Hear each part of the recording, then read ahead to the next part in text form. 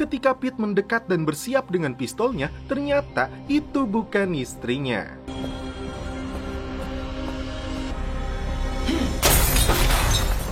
Dan setelah itu, film pun berlanjut ke episode selanjutnya.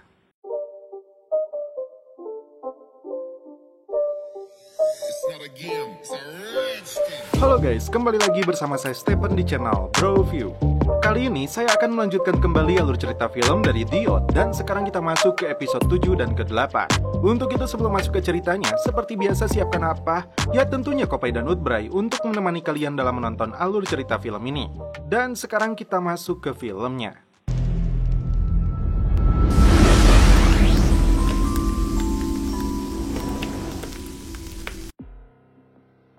Di awal kisah, Neckbone dan salah satu anak buahnya berhasil lolos dari kejaran FBI.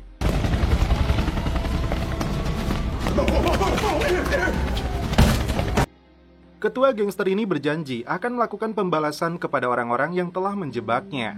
Every last motherfucking one of them.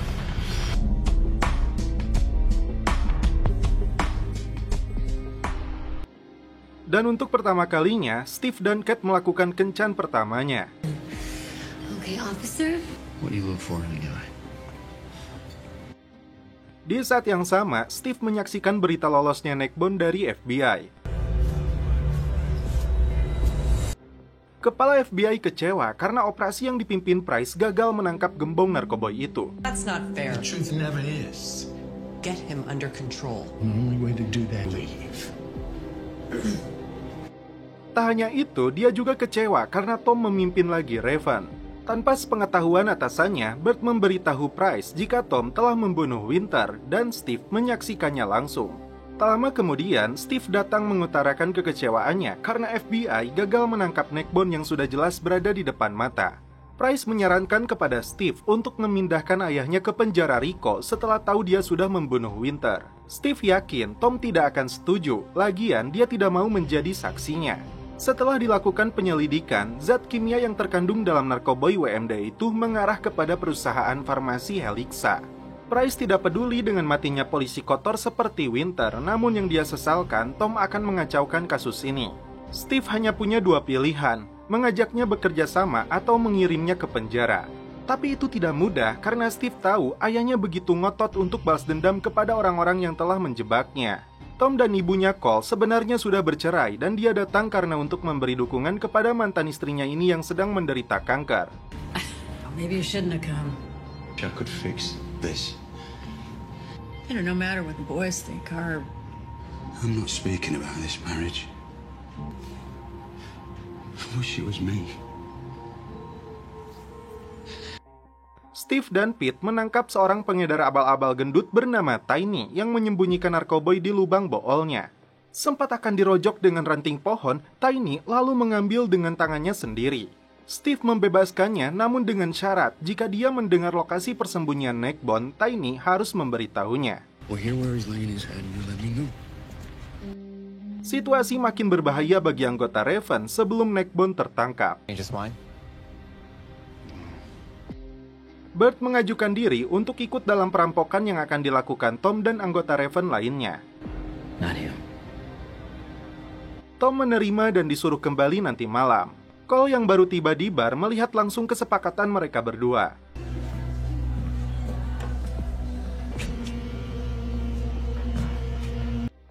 Menjelang kematiannya, ibu Steve memilih untuk mempersiapkan dokumen penting dan surat waris untuk anak-anaknya. let's see, copy of my will somewhere. Lagi-lagi, dia menolak saran putranya untuk menjalani kemoterapi karena tidak mau terjebak di rumah sakit.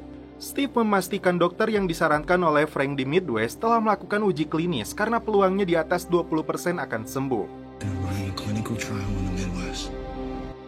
Steve meminta ibunya untuk terbang ke sana. Come be with him.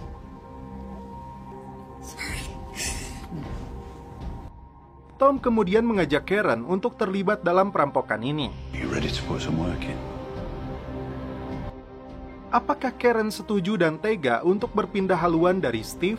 Saat sedang berlatih tinju, tiba-tiba Pete dihubungi istrinya yang ingin segera kembali ke rumah. Hi. I miss you. Well, you know. Karena situasinya masih berbahaya, Pete tidak mengizinkannya, dan lagi-lagi dia tidak bisa menjelaskan yang membuat Mia kembali ke Hull. Saat perampokan dimulai, Burt dan satu anggota Raven memutar lewat belakang. Tak diduga, ternyata Cole menunggu di sana lalu mengeluarkan Burt dari dalam mobil dan meninggalkannya. Rencana ini ternyata dilakukan Cole tanpa sepengetahuan ayahnya. Mungkin Cole tidak ingin FBI mengetahui langsung sepak terjang Tom yang menjadi otak perampokan ini, yang bisa mengakibatkan Tom kembali masuk penjara. Dalam aksi perampokan itu, seorang pria nekat mengambil senjata yang hampir mengenai salah satu Raven. Untungnya, dia segera dilumpuhkan, bahkan Tom berencana untuk membunuhnya jika saja Cole tidak menghalanginya. Brankas yang penuh dengan uang berhasil mereka gasak habis dan setelah itu langsung kabur.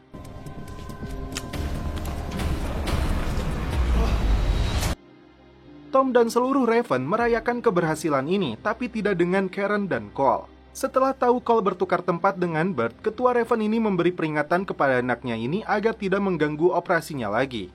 Steve makin muak kepada ayahnya saat tahu Tom mengajaknya merampok dan hampir terjadi hal buruk. Yang Steve khawatirkan terjadi sesuatu kepada adiknya. Dia tidak peduli lagi karena Tom jelas-jelas egois. Terjadi perkelahian antara Cole dan Burt setelah kejadian tadi. I'm not done talking to you.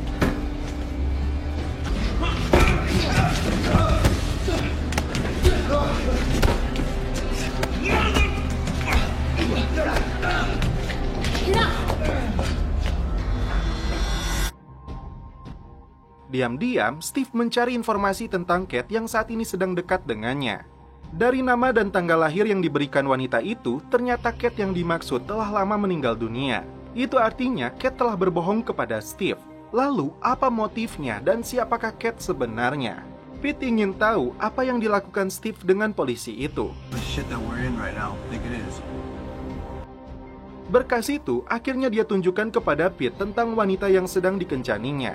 Tiba-tiba, mereka mendapat panggilan radio dari pusat tentang serangan kepada polisi.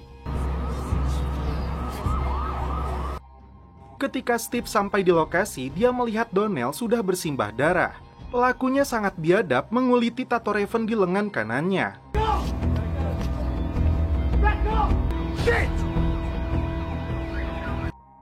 Kembali ke markas, Steve langsung menceritakan kejadian ini kepada Tom.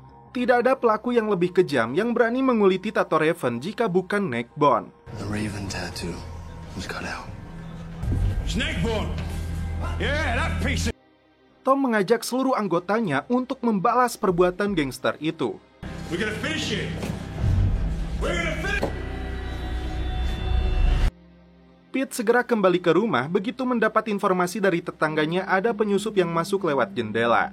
Saat Pete masuk, rumahnya sudah berantakan, namun tidak seorang pun pelaku yang ditemukan di dalam rumahnya.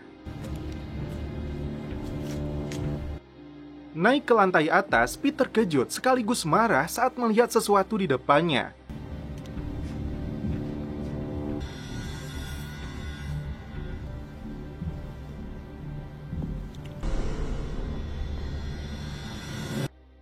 Setelah kematian polisi itu, Karen mendatangi Foster untuk memberinya peringatan akan bahaya yang mengancam kepada dirinya karena telah menjebak Neckbone. Sayangnya, karena hubungan cinta mereka telah kandas, Foster tidak meresponnya dengan serius. Pete memperlihatkan tulisan di dalam dinding kamarnya kepada Steve. Pelaku yang diduga Neckbone mengancam akan memburu anak gadis Pete. Steve berjanji tidak akan membiarkan hal itu terjadi. Pete kesal karena Steve lah yang menjadi akibat Neckbone menyasar keluarganya juga. Isn't on a rampage because of Tom killing Winters, and now you've given him incentive to drop ours. Sorry. We can find this piece of shit. Kate menghubungi Steve untuk mengajaknya kencan lagi. Hey. Steve menyetujuinya agar bisa mengkorek lebih jauh siapakah wanita ini sebenarnya. I'll see you then. Tiba-tiba, Steve mendapat kabar buruk jika ibunya tidak pernah naik ke pesawat. Turns out she didn't even get on the damn plane. Tak diduga, Neckbone berada di rumah ibunya Steve.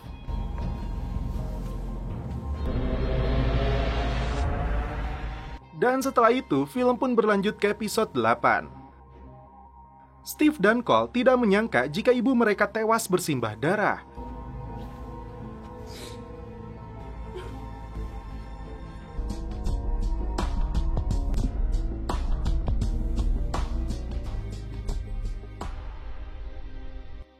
Kesedihan yang sama dirasakan Tom saat melihat jenazah mantan istrinya.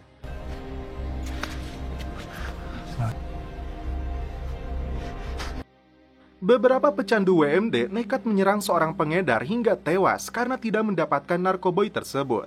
Sementara itu, Burt ditugaskan oleh Price untuk membawa Steve dan Cole ke markas FBI karena dia tidak mau operasinya kacau gara-gara kematian ibu mereka. His mother. She was murdered last night. Sementara itu, Laudres mendatangi rumahnya lagi untuk melihat apa yang terjadi. Dia ingin tahu kenapa pelaku mengejar juga anaknya. We can get a realtor, change our address. Lagi-lagi, Pete tidak bisa menceritakannya dengan detail.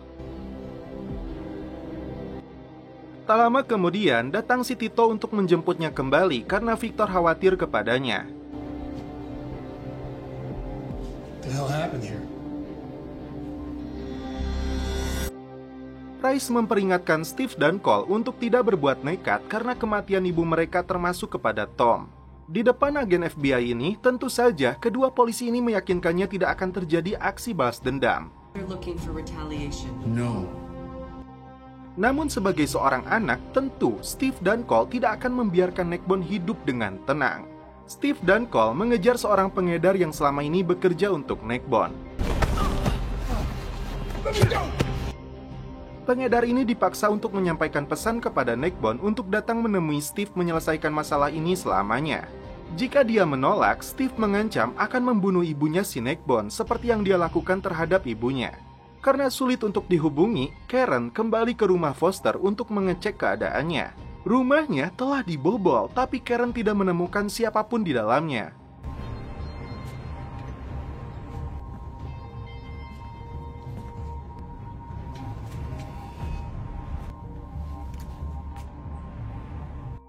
Burt menghubungi istrinya berjanji jika dalam bulan ini misinya masih belum juga tuntas, dia akan mengundurkan diri dari FBI demi keluarganya. Dia berharap istrinya mau membatalkan gugatan cerainya. Di saat korban WMD bermunculan, CEO Helixa justru mengumumkan obat pereda nyeri revolusioner besutannya yang mendapat izin dari BPOM untuk dipasarkan. Increasing the quality of life for anyone. Tiba-tiba, ibunya si Gante menerobos masuk karena putranya yang tewas dituduh menjadi dalang beredarnya WMD.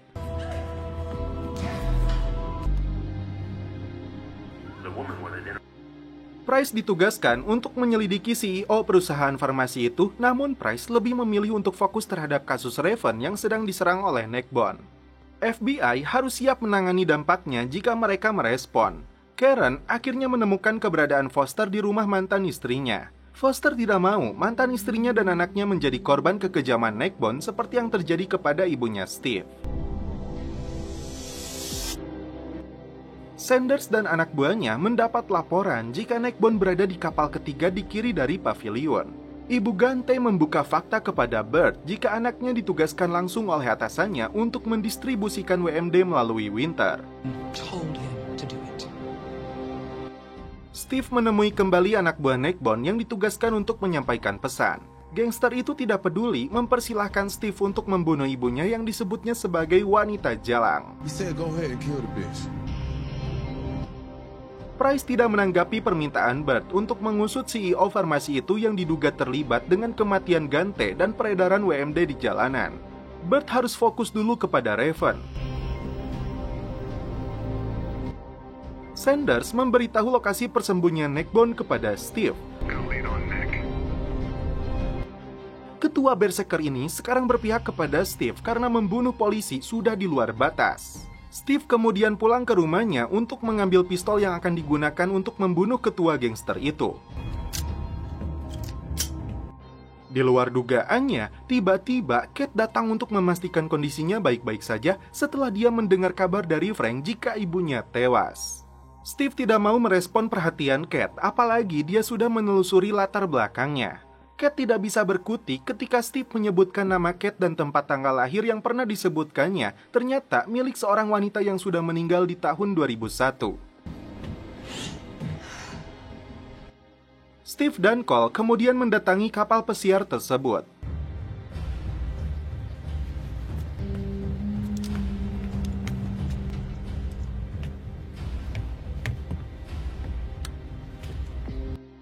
Tapi tidak ada siapapun yang mereka temukan. Namun ketika akan kembali, tiba-tiba kontak senjata pun pecah.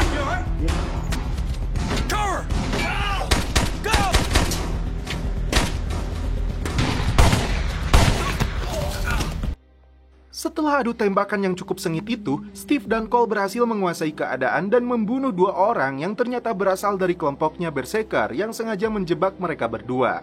Untuk pertama kalinya, agen Price menemui si Tom, namun ayah dari Steve ini tidak mau diinterogasi kecuali ada pengacara. Price mengancam akan menjebloskannya ke dalam penjara karena dia punya bukti kejahatannya sebagai pemimpin geng, perampokan bersenjata, dan membunuh polisi.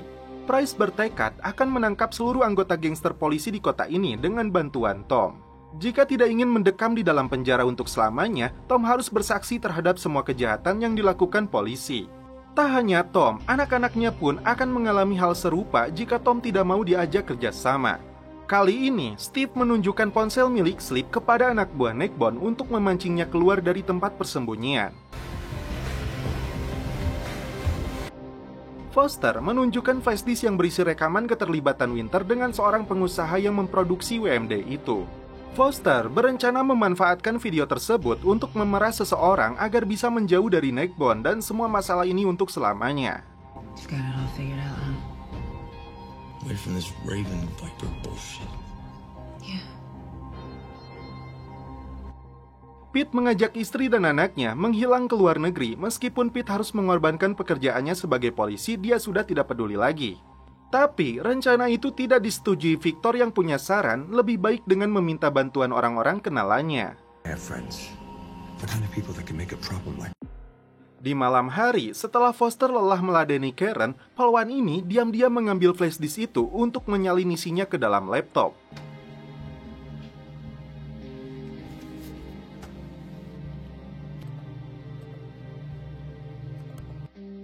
Steve masih tertekan dan merasa bersalah atas kematian ibunya.